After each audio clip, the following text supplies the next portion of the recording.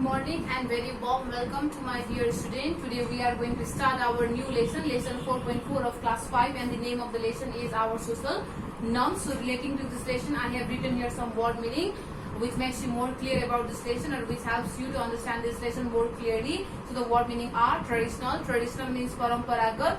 Curiosity means jigyasu. Obedient means agyakari. Rights means sanskar. Values means man, and norms means mandanda. So these are the word meaning. I hope you will copy this in your copy.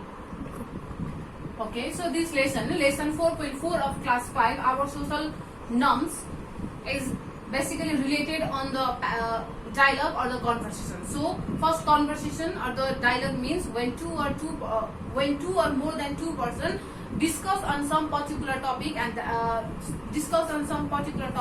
that is a conversation or the dialogue. जब दुई या दुई भन्दा बढी व्यक्ति कुनै पनि एउटा विषय वस्तुमा छलफल गर्छ भने अथवा कुराकानी गर्छ भने त्यसलाई चाहिँ हामीले डायलग अथवा कन्भर्सेसन भनेर भन्ने गर्छौं. And this lesson 4.4 of class 5, our social norms, is related on the conversation or the dialogue or the conversation between the daughter and a father. So Vishnu is the father of Khushi and Khushi is the daughter of Vishnu. यो च्याप्टरमा चाहिँ हामीले विष्णु र खुशी जो चाहिँ बुवा र छोरीको कन्भर्सेसन हामीले यो च्याप्टरमा पढ्छौं. In this lesson we are going to study the conversation or the dialogue between the daughter and a father, Vishnu and a Khushi. So without doing any delay, I am going to start this lesson. I hope you will listen to me very carefully. So Vishnu and the Khushi are the father and daughter. As I told you already, that Vishnu and Khushi are the father and daughter, and they lived in a USA. So they both Vishnu and Khushi, they both lived in a USA. And Khushi wants to know from her father about her traditionals and the social rules in Nepal. खुसीले आफ्नो देशको परम्पराको बारेमा अथवा सामाजिक नीति नियमको बारेमा चाहिँ जान्न चाहेकी छिन्. She was interested to know about the traditionals and the social rules of Nepal from her father. So now the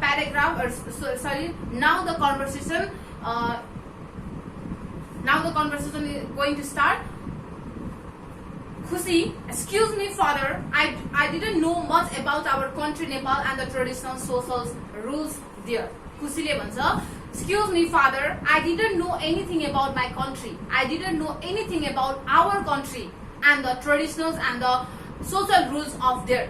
मलाई मेरो देशको बारेमा केही पनि थाहा छैन. I didn't know anything about my country. मलाई मेरो देशको बारेमा केही पनि थाहा छैन. मलाई मेरो देश नेपालको बारेमा केही पनि थाहा छैन र त्यहाँका परम्परा अथवा त्यहाँका सामाजिक नीति नियमको बारेमा मलाई केही पनि थाहा छैन. I am unknown about my country. I am unknown about my traditions and the social rules of there. Vishnu, good curiosity. It is my duty to let you know about these things. त्यसपछि बुवाले भन्छ, विष्णुले भन्छ, good curiosity, राम्रो जिज्ञासा छ. You are interested, तिमी interested छौ. Now it is my duty to let you know about this things. अब मेरो यो कर्तव्य हो तिमीलाई यी सबै कुराको जानकारी दिनु.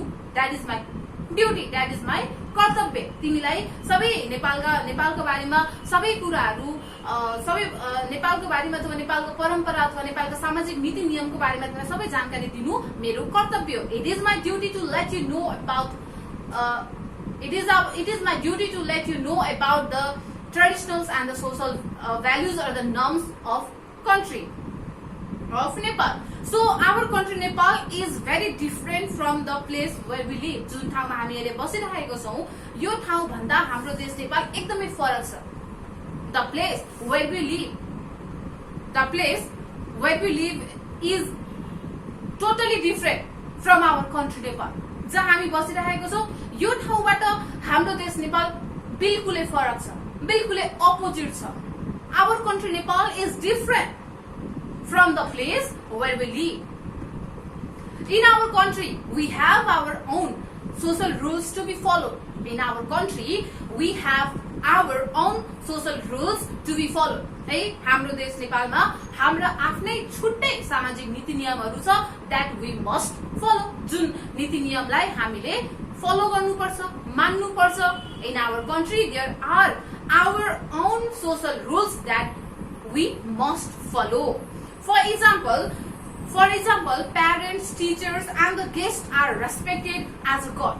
हैन, for example, हाम्रो देश नेपालमा हामीलाई जन्म दिने आमा बुवा, हामीलाई शिक्षा दिने हाम्रा टिचर्स र हाम्रा घरमा आउने पर पाहुनाहरूलाई हामीले as a guest, as a गडको रूपमा चाहिँ, एज अ भगवानको रूपमा चाहिँ हामीले सम्मान गर्ने गर्छौँ. We treat them as a god. We treat them as a god. We treat our teachers, we treat our parents, and we treat our guests as a god. We should be obedient to them. र हामी सबैजना आज्ञाकारी हुनुपर्छ. We should be obedient toward our teachers, toward our parents, toward our senior people or the senior citizens. And male child in the family greet their parents and the grandparents, touching their feet and get blessing from them. त्यसै गरी पुरुष बालकले, परिवारमा रहेका पुरुष बालकले आफू आफ्ना घरमा भएका आमा बुवालाई अथवा आफ्नो हजुरबुवा हजुरआमाहरूको खुट्टा ढोगेर आशीर्वाद लिने चलन छ. So the male child in the family greet their parents and the grandparents by touching their feet and gets blessing from them. खुसी. Okay, what are the rites that we perform in Nepal? हामीले के कस्ता संस्कारहरू मान्ने गर्छौं? What are the rites that we perform, that we follow in our country Nepal? Vishnu. In Nepal, we perform many rites from birth to death. जन्मेदेखि नमर्दासम्म हामीले विभिन्न प्रकारका संस्कारहरू, रीतिरिवाजहरू हामीले मान्ने गर्छौं. We follow a lot of rites. We follow a lot of rites from birth to death. जन्मेदेखि नमर्दासम्म हामीले विभिन्न प्रकारका संस्कारहरू हामीले फलो गर्ने गर्छौं, परफर्म गर्ने गर्छौं. Some of them are Nuaran, name giving ceremony, which is celebrated on the 11th day of newly born baby. Okay? So in Nepal we perform many rites from birth to death, and some of them are Nuaran. Nuaran means name giving ceremony. बच्चा जन्मेको 11 दिनपछि, after 11 day of newly born baby, we celebrate name giving ceremony or Nuaran. बच्चा जन्मेको 11 दिनपछि हामीले name giving ceremony अथवा नुवारन हामीले celebrate गर्ने गर्छौं, मनाउने गर्छौं. Similarly, त्यसै गरी we observe Bratabandha, holy thread wearing day, पवित्र धागो लगाउने दिन, व्रतबन्ध सेलिब्रेट गर्ने गर्छौं. We celebrate Nuaran, we celebrate व्रतबन्ध before the marriage. Normally विवाह हुनुभन्दा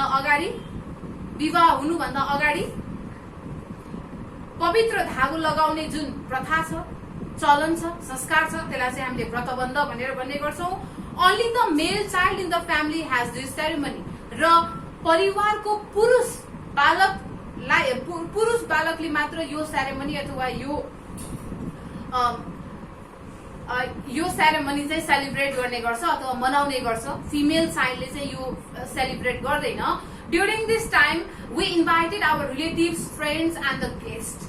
During this Vratabandha, during this Nuaran ceremony, we invited our friends, we invited our relatives, we invited our neighbors to attend the ceremony. So, Khushi, are there any rights from the female child father? So, खुसीले सोच के पुरुषहरूको लागि मात्र संस्कारहरू बनिएको छ त, महिलाहरूको लागि संस्कारहरू छैन? Is there any rights for female? Is there any rights for the female child? के महिला बालकहरूका लागि पनि महिला बालकहरूको लागि पनि केही संस्कारहरू बनिएको छ त? Is there any rights for female child भनेर खुसीले प्रश्न सोध्छ. So this for today only this much remaining this paragraph, the last paragraph will be studied in our Anwar class. I hope you understood something about this lesson. Remaining we will be continue on our Anwar class or on our part 2 video. So student, look here are some homework for you. For homework, I have given you 3 fill in the blanks and 2 question answer. I have given you 3 fill in the blanks and 2 question answer. First, come to the fill in the blanks. Question number 1. Name giving ceremony is one of our bracket. Name giving ceremony is one of our bracket. Name giving ceremony अथवा न्वारन हाम्रो के हो त? What is this? What is this? Name giving ceremony के हो त? So name giving ceremony is one of our rights. Name giving ceremony हाम्रो एउटा संस्कार हो. It is our rights. Name giving ceremony is our rights. One of our rights. So you have to write your RITES rights. So now question number 2. A son should touch the bracket of his parents to greet them. एउटा छोराले आफ्नो आमा बुवालाई greet गर्नका लागि के touch गर्नुपर्छ त? What should a son touch to greet their parents? So a son should touch the feet of his parents to greet them. एउटा छोराले आफ्नो आमा बुवालाई ग्रीट गर्नका लागि, सम्मान गर्नका लागि खुट्टा छुनुपर्छ, खुट्टा ढोक्नुपर्छ. A son should touch the feet of his parent to greet them. Similarly, question number 3. Our social values are very bracket for us. So हाम्रा सामाजिक मान के छ? It is important or it is not important. What will be the answer? Yes, you are right. The answer will be important. So you have to write here, our social values are very important for us. Now, question answer. Question number 1. What is a name giving ceremony? Name giving ceremony भनेको के हो? So name giving ceremony, it is a ceremony which is celebrated on the 11th day of the newly born baby. So it is the ceremony which is celebrated on the 11th day of newly born baby भनेर लेख्नु. Okay? And the question number 1. So question number 2. Who do we invite on the occasion of Teej festival? Teej festivals को अवसरमा हामीले कसलाई निम्तो दिन्छौं? कसलाई हामीले बोलाउँछौं? Whom we invited on the occasion of Teej festival? So the answer will be, we invited our daughter, our sisters on the occasion of Teej festivals. So we invited our daughter and the sisters on the occasion of Teej festival. So these are the question answers and this is the fill in the blanks. I have already mentioned the answer here and I hope you can do this question answers by yourself. Thank you for your valuable time.